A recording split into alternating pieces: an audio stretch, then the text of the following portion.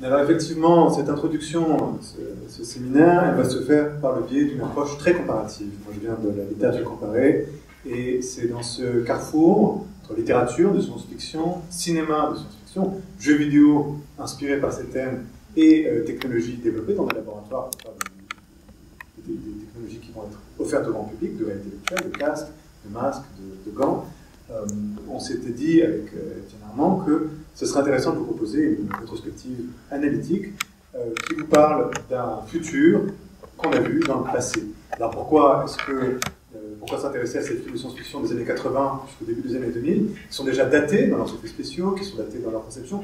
C'est justement parce qu'on regarde ce futur dans un rétroviseur, comme disait Marshall McLuhan, et que finalement, cette évolution continue et contiguë de la réalité virtuelle à côté, entre le cinéma de science-fiction qui projette des imaginaires, la technologie qui évolue toujours moins vite, et la littérature de science-fiction qui se propulse très très loin dans les univers immersifs, photoréalistes, à la frontière entre le rêve et la réalité, ça nous procure un domaine d'analyse intéressant. Dans les années 80, la réalité virtuelle apparaît comme une interface numérique supérieure, comme l'interface du futur, l'interface visuelle et active, où au lieu de taper sur un clavier, on touche directement un monde numérique. On le verra dans Johnny Mnemonic en 1995 avec Keanu Reeves, qui est doté de gants et d'une visière, qui nous rappelle vraiment très fortement l'Oculus Rift lancé en 2016.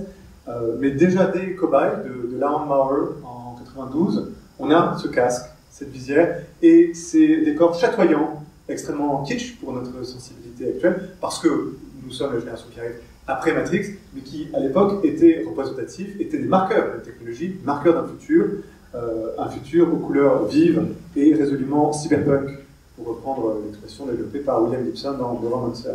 Pour qu'il y ait une communication entre le monde réel et le monde virtuel, parce que là, par exemple, dans Johnny Mnemonic, le personnage du hacker de Keanu Reeves interagit bien avec le monde, il hack la structure d'une multinationale, mais il le fait à travers cet Internet visuel.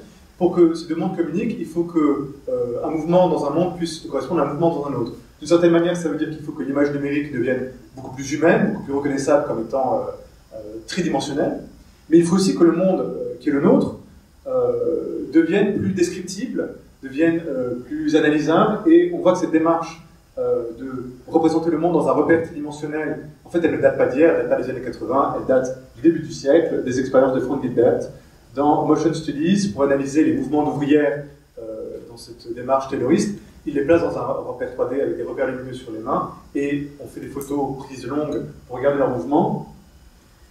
Et finalement, cette description dans un repère avec un axe X, Y, Z, c'est ce qui permettra à un moment de dire, voilà, la main va se déplacer de là à là, et c'est ça qui fournit l'illusion du mouvement. Notre monde devient plus rationnel et quelque part analysable, descriptible et au futur numérisable, et le monde numérique, lui, devient de plus en plus fantasmatique, de plus en plus proche de notre réalité charnelle, parce que l'important là-dedans, c'est la présence du corps. Et le cinéma de science-fiction, encore plus que la littérature de science-fiction, va mettre des corps en scène, des visages d'actrices et d'acteurs connus qui vont subir ces passions, ces désirs, ces douleurs, ces souffrances entre le rêve et le cauchemar, confrontés au paradoxe fourni par la réalité virtuelle, avec toujours d'ailleurs ce paradoxe suprême qui est comment mettre un casque et un masque qui ressemblent à une technologie existante à un acteur qu'on veut filmer en gros plan, puisque c'est lui, c'est son visage, c'est son sourire, ses yeux qui sont l'objet du film.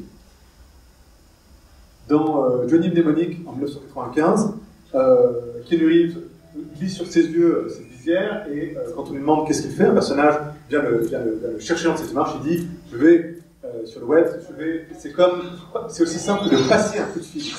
Et vous entendez dans les sons et dans les visuels déjà cet imaginaire des années 80. La métaphore, c'est celui du téléphone, du filaire, mais ce qui est vraiment intéressant, c'est de voir qu'il y a une interaction entre la personne à l'extérieur qui demande mais qu'est-ce que tu fais, pour qu'il y ait des situations de dialogue, et on va le retrouver souvent dans le cinéma de science-fiction. Soit le personnage est déjà dans un univers où c'est très banal, il va être solitaire, soit on est dans une démarche où c'est une technologie qui vient de paraître, qui est peut-être interdite, et il y a toujours un dialogue pour dire mais qu'est-ce que tu fais, explique-moi ce que c'est, et c'est là que le cinéma est pédagogue d'une mise en scène de situation, et c'est là qu'il transmet au spectateur des points d'ancrage dans un imaginaire qui va lui permettre de repérer, quand il les verra dans les magazines ou quand il les verra dans les magasins, ces fameux casques, ces fameux gants. Et c'est là que le cinéma de science-fiction est à la fois anticipation, mais aussi préparation psychologique à rendre identifiables des objets.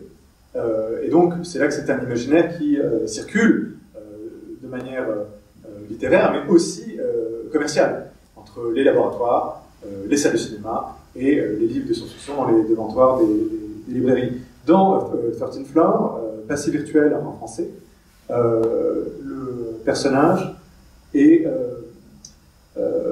carrément catapulté dans une simulation qui ressemble un peu à The Sims, et le mot qui est important dans ce scan que vous voyez visuellement, en fait, il y a des rayons de laser qui vont le scanner des pieds à la tête.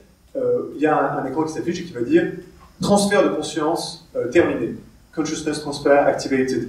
Et là, on se sépare de l'imaginaire du casque et du câble, on va carrément dans un téléchargement, un upload de la conscience humaine dans un univers virtuel. Or, là on est en 1999, c'est un de ces films qui va être balayé, effacé par la vague Matrix, mais cet imaginaire est revenu au goût du jour aujourd'hui dans une pensée du corps transhumaniste qui prédit, prévoit et promet qu'il sera possible, et peut-être même un moment louable et souhaitable, de passer, pour échapper à la mort, son esprit dans une machine. Et c'est des films des années 90 qui ont fait miroiter à la fois le plaisir qu'on peut avoir à vivre dans des époques et dans des univers alternatifs, mais aussi les risques, rester prisonnier, se perdre, avoir une personnalité modifiée ou broyée. Et cette pensée dystopique en 1999, bien sûr, elle est au premier ordre, parce que c'est l'année où le gadget, vous savez, la Game Boy qui avait une main,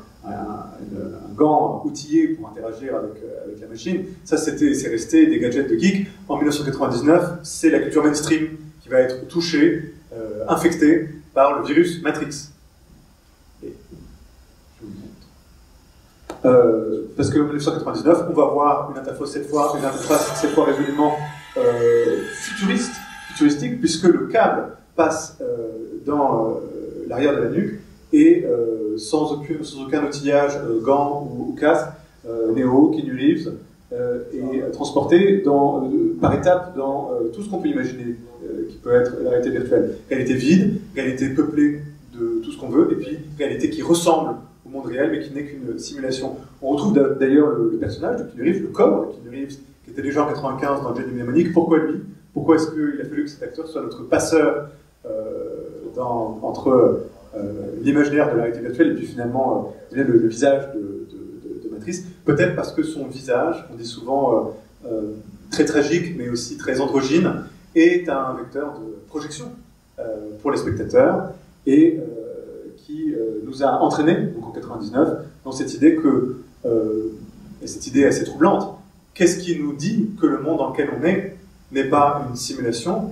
Et cette question titillante reste aussi derrière l'idéologie du transhumanisme. Des entrepreneurs comme Elon Musk vont déclarer dans les talk-shows américains « Je crois à la théorie de la simulation ». Là, on arrive à un moment où même ce concept de réalité virtuelle est devenu tellement mainstream qu'on commence à s'inquiéter même de la réalité tangible qui nous entoure. Pour revenir à quelque chose de plus technologique, il y a cet imaginaire en 1994 dans Harcèlement, Disclosure, avec Michael Douglas, de voir comment est-ce qu'on peut véritablement se transporter et interagir dans un monde virtuel. Là, vous voyez ici Michael Douglas qui met ce casque avec une visière opaque, qui met des gants, qui est câblé, qui est branché, qui est scruté par des capteurs haptiques qui ressembleront à ce que sera plus tard la Kinect, et qui retrouve son corps.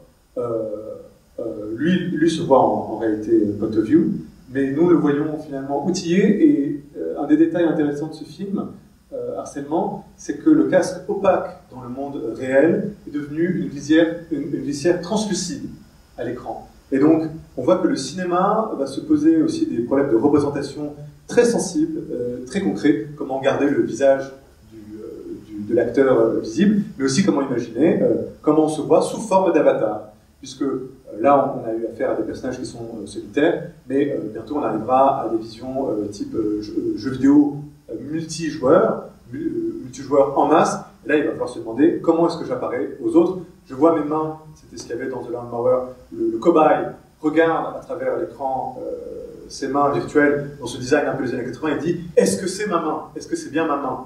Et aujourd'hui, on se demande, cette question qui était si pédagogique dans les années 80, c'est possible de voir sa main dans un autre monde, aujourd'hui a été intégrée. Et à travers cette présentation, j'aimerais vous amener à reconsidérer toutes ces étapes pédagogiques et fantasmatiques qu'il y a aussi eu depuis les années 80 pour en arriver à notre conception actuelle de la réalité virtuelle, telle qu'on la voit dans les grands médias, telle qu'on la voit au cinéma récent à la Steven Spielberg, et telle qu'on le voit dans un laboratoire scientifique. Dans Brainstorm, avec Christopher Walken, il y a une scène qui est marquante du point de vue de cette présence commerciale aussi, technologique et donc potentiellement grand public de la réalité virtuelle. C'est une séquence de démo. Et on peut imaginer que cette séquence filmée dans les années 80, 1983, aurait pu être filmée au siège de Oculus Rift quand le PDG a fait tester à des investisseurs, tous d'un certain âge, cet appareil pour leur faire vivre le circuit d'un grand 8. Et dans ce film, on voit des seniors, corps qu'on voit rarement dans la réalité virtuelle, qu'on voit rarement même dans les jeux vidéo, des seniors, 70-80 ans, vivre cette réalité d'une fête foraine qui leur fait faire un grand 8 et tout le monde bascule à droite, à gauche, avec une continuité entre le mouvement du corps dans le monde réel et le mouvement du corps dans le film. Et sur le visage soucieux puis souriant de l'investisseur, c'est de dire cette technologie a du futur, elle est marketable, elle est probablement rentable, et pourtant, vous le voyez toujours, c'est les années 80, elle n'est pas à l'abri du bug, du glitch, de la déception, même de la nausée. Et vous savez qu'à Oculus Rift, on se pose beaucoup de questions sur les pilules que prennent les aviateurs pour échapper à la nausée. Et donc du coup, c'est un futur qu'on nous promet depuis les années 80. Et c'est une quête perpétuelle derrière les appareils qui sortent et qui sont toujours dépassés par un nouvel appareil plus puissant, peut-être plus intuitif. Donc il faut voir aussi que la science-fiction projette des horizons d'attente parfois extrêmement éloignés, et que la technologie pratique, celle qui s'achète dans un supermarché, elle est toujours attachée au problème du réel, c'est-à-dire c'est difficile de faire croire, de faire glisser entièrement, de faire basculer la suspension of disbelief, la crédulité du spectateur pour qu'il puisse s'immerger. Et c'est là qu'il ne suffit pas seulement d'un casque et d'un masque, il faut des concepteurs de monde, des concepteurs d'interface qui arrivent à transmettre et à traduire ces codes pour que le spectateur lui-même puisse dialoguer avec ce monde, puisse s'y immerger, parce que pour lui, ça fait sens.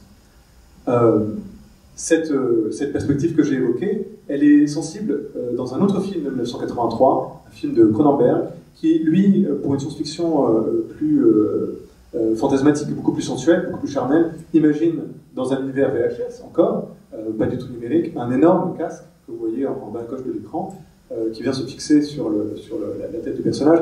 Et ces nouvelles têtes casquées, cet univers, cet imaginaire du casque, je pense, est important. Parce qu'on n'est pas prêt de s'en séparer, à moins d'une connexion neuronale, qui elle aussi est très présente dans l'univers cyberpunk. Et donc, il faut arriver à rendre compte et à faire sens avec une tête casquée. Or, la tête casquée, elle remonte à un imaginaire qui est lui-même antique. Et là, il y a une continuité, ce casque de protection, ce casque de vision, cette visière qu'on met sur une moto. Aujourd'hui, on la met pour naviguer sur de nouvelles routes, d'une certaine manière. Mais il reste la question du poids, reste la question de la gêne. Et encore une fois, je vous recommande d'aller voir Brainstorm, de retrouver ce film, parce qu'il y a toujours cette question de comment faire l'interface la moins intrusive possible. Et pourtant, on verra, on a vu dans Matrix en 1999 que le maximum de l'intrusivité, c'est de se pencher directement sur le crâne. Dans cette séquence qu'on a vue tout à l'heure de Matrix, dans la salle de cinéma en 99, tout le monde avait poussé un soupir à la fois de haut le cœur et de soulagement quand Neo prend par l'arrière et dans la base de la nuque cette tige métallique qui le câble, qui le rend vraiment qui le transforme en une machine, enfin en un être hybride, mi-homme, mi-machine, qui est couvert de connectiques et de capteurs. Aujourd'hui, depuis les années 90, on se pose plutôt la question de comment permettre de se déplacer sans cette intrusion. Et je ne sais pas si vous voyez avec la résolution de l'image, mais dans Disclosure en 94, Michael Douglas est sur un podium. Il se déplace dans un monde virtuel sans sortir de sa chambre. Et dès les années 2010, on commence à proposer pour l'imaginaire du gamer et du FPS, c'est-à-dire les jeux de tir, des tapis roulants qui permettent de se déplacer à 360 degrés, peut-être dans un harnais, peut-être dans une sphère, mais comment donner l'illusion de pouvoir marcher, de pouvoir courir, de pouvoir se déplacer dans un monde en quittant la manette, en quittant le gant et en devenant finalement soi-même. Or, ça vous rappellera peut-être une phrase d'Alice Through the Looking Glass de Lewis Carroll. La reine rouge apprend à Alice que pour courir quelque part, il faut rester sur place. Plus on reste sur place, plus on peut courir. D'une certaine manière, cet imaginaire paradoxal de l'illusion d'un mouvement immobile, courir immobile, c'est ce que va nous proposer peut-être prochainement la réalité virtuelle. En sortant de la chambre et en sortant du siège, il y a des imaginaires qui cette fois sont plus au cinéma, qui sont dans les animés japonais, une société qui pense beaucoup d'hybridation avec la machine. Dans Serial Experiment en 98, un clochard cyberpunk se déplace dans le monde réel avec cet outillage qui est déjà à la fois désuet, anachronique et en même temps incroyablement familier, parce qu'on travaille toujours avec les mêmes codes, avec le même casque et casque audio, qui lui permet de se connecter à un web virtuel. Produit par Vice Studio en 2013, il y a ces expériences avec des psychédéliques virtuels ou l'expérience de la réalité virtuelle sous psychédélique. Là, on voit qu'on arrive à des univers de plus en plus hybrides, où on veut vivre le fantasme d'un monde alternatif, même au sein de notre réalité. Je ne vais pas m'attarder sur Gamer en 2009, qui est peut-être qui ne relève pas vraiment de la réalité virtuelle, mais qui relève au moins d'une interface où vous voyez qu'un jeu de garçon pilote à distance un surrogate qui est un ancien prisonnier de guerre.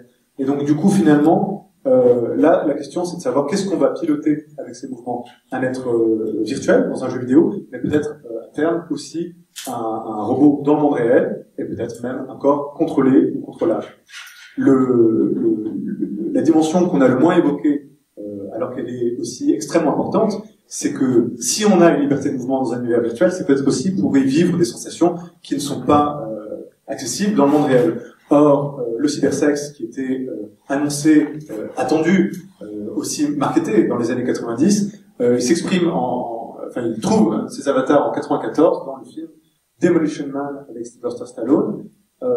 Là, la question, c'est de savoir, pour un être qui a été congelé et qui est réveillé loin dans le futur, comment arriver à appréhender les codes de société qui ne sont pas la sienne, et même des codes physiques. Vous voyez au visage dépité de Sylvester Stallone que quand la magnifique policière qui l'a invité chez elle pour coucher ensemble, elle ne va pas l'inviter dans sa chambre, elle va lui apporter la mallette à plaisir. Donc cette mallette à plaisir est un casque de cybersex, en fait, une sorte de simulation de télépathie, de stimulation cérébrale, mais aussi de transport dans un univers partagé, donc un hors-lieu qui n'est plus la maison ni la chambre, où dans cette société, c'est le seul sexe qui est légal. Alors là, on passe des années 90 où le cybersex paraît un horizon lointain, et un film qui le montre comme étant d'une banalité pure. Mais pourtant, cette banalité, comme vous le voyez, n'est pas forcément assumée par Sylvester Stallone, parce que inintelligible pour lui, trop intense pour lui. Et c'est beau de voir dans ces films aussi ces moments où la réalité virtuelle ne fonctionne pas, achoppe, et où la personne est simplement rejetée ou arrache son casque. Vous avez vu souvent dans les séquences que j'ai pu vous montrer pour cette rétrospective rapide, c'est le temps qui se termine, que vous avez souvent des couples à l'écran. On le verra surtout dans Extant Z. Voilà. C'est que soit il y a un personnage seul, soit il y a ce duo qui dit montre-moi qu'est-ce que tu fais, soit il y a des couples. Extant Z de Cronenberg en 99 nous montre vraiment ça avec une approche très très sensuelle de cette connectique presque organique qui vient se mettre à la base du dos, comme dans Matrix, on a un sentiment de gêne et aussi d'intensité fantasmatique. Des couples qui jouent ensemble à aller ailleurs. Et donc, le couple étant qui dialogue étant aussi forme classique du cinéma et un bon médium pour le cinéma pour parler de réalité virtuelle. Là encore une fois, on évoque le jeu vidéo et j'aimerais faire la transition rapide vers les interventions qui vont venir. Le jeu vidéo qui était dans les années 80, on imaginait un jeu vidéo du futur. Aujourd'hui, des gens qui ont joué aux jeux vidéo font ces films, et donc il y a une communication, ce sont vraiment des vases communicants. On s'imagine quel pourrait être, d'un point de vue de game designer, l'intérêt d'un univers virtuel. Et dans Extended, très précisément, on se place dans une économie où les game designers sont des personnalités à qui on voit un culte d'amour ou de haine, et sont devenus des personnes influentes dans le monde. Et donc le monde partage, le monde finalement se partage entre les univers réels et ces univers accessibles. Donc ce sont des ouvertures sur le nouveau monde. Avalon en 2001, comment dire, évocation d'un RPG, évocation d'un jeu de rôle perdu. C'est aussi un des lieux qui mettra en scène une économie dans un monde où vous voyez que dans un monde surpeuplé, l'intimité est assez difficile à obtenir. Le caisson de réalité virtuelle est dans un sous-sol, et c'est un des seuls endroits où l'héroïne de ce film de Mamoru Oshii peut vivre sa vie, et sa vie, elle la vit dans un univers virtuel. Dont le dernier épisode, je passe un peu, sans vous spoiler la fin du film, dont la problématique finale sera de savoir s'il n'y a pas des niveaux supérieurs dans la réalité, et si on peut pas accéder à quelque chose de plus réel que le réel, en sortant finalement de cette illusion. Là, on retrouve presque des problématiques qui sont plus seulement corporelles, mais religieuses. Il s'agit des mondes possibles et des mondes qui se suivent, entre enfer et réalité. Si nous sommes dans une simulation, dans une matrice, et on le voit bien dans le film Matrice, alors c'est une réalité infernale. Et dans les vidéos qui parsèment l'internet, il y en a une très intéressante qui s'appelle The Uncanny Valley, où finalement c'est par le glitch, c'est par la déformation, par le bug qui intervient pendant une fraction de seconde, on se doute que quelque chose ne tourne pas rond dans le réel. Et là encore une fois, on a quelque chose qui relève du langage du cinéma, quelque chose qui cloche à l'écran, ça devient l'objet d'une problématique. C'est un fil qui dépasse, et si on tire sur ce fil, alors c'est le réel qui se vide et qui laisse voir ce qu'il y a potentiellement derrière. Dans Matrix, Trinity déclara le chat noir est déjà passé 2 fois. Or ce déjà vu, c'est vraiment le bonus pour savoir si vous êtes dans une réalité virtuelle ou dans un rêve profond. Quand le chat noir est passé 2 fois, on se doute qu'en fait c'est un bug de la matrice. Le jeu économe de ses ressources rentre dans une boucle, dans une loupe, et repasse les mêmes séquences. Parfois, le réel rime trop. Voilà, c'était une analyse plus compressée que la présentation qu'on a fait à Laval Virtual en 2016, mais finalement, c'était pour vous donner accès à cette culture aussi filmique qui tisse une toile de films qui se répondent entre eux, qui se challengent, qui se contredisent et qui communiquent de manière souterraine avec les imaginaires des publics, mais aussi les imaginaires des créateurs de technologie. Et c'est ça qu'il faut avoir en tête, c'est que c'est un jeu de vases communicants. Voilà. Et ces citations de Calderon et de Poe permettront de faire la transition avec Étienne Armand Neto. Qu'est-ce que la vie? La vie est un songe, et Edgar Allan Poe, est-ce que ce que nous voyons, est-ce que nous sentons, ce que nous vivons n'est pas un rêve à l'intérieur d'un rêve? Et quand on rentre dans le monde alternatif, effectivement, on franchit ces frontières entre la veille et le rêve. Merci beaucoup, Noam. Je pense qu'on peut t'applaudir.